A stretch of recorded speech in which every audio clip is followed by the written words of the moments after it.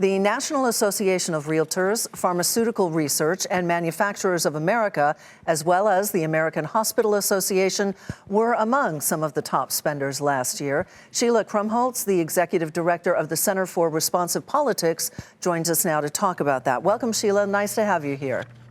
Thank you. That's just, we have other companies that we want to talk about, but the story that Bill just brought us is one example of how lobbyists can influence the outcome of legislation. But is it always at one person's advantage over another, or one industry's advantage over another? Or sometimes does it really benefit the consumer? Oh, certainly. There are bills that are lobbied on intensively and passed that do benefit the consumer.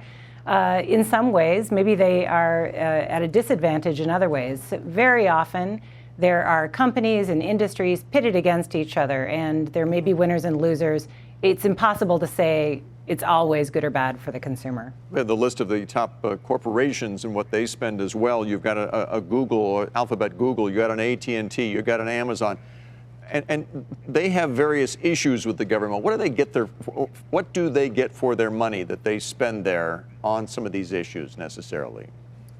You know, the lobbying money is really where they cash in on their campaign contributions. So the campaign contributions buy access, and then their lobbyists, in some cases dozens of lobbyists or armies of lobbyists, can go march up to Capitol Hill and have their clients' perspective heard. So it's the opportunity to plead their case and try to shape policy coming out of Congress. Does it get an AT&T Time Warner merger through? Does it keep Amazon from having to pay more in corporate taxes? What about the privacy issues that Alphabet and Google face, or the antitrust issues? Is that what they're going after here? Absolutely. There's no guarantee, of course, that they're going to be successful in their lobbying campaign, but they hope they will be, and they're willing to spend, in the case of lobbying, billions of dollars every year to have that opportunity to shape policy and regulations. That's examples of how it's working for the corporations. What's an example of where it actually worked for the consumer?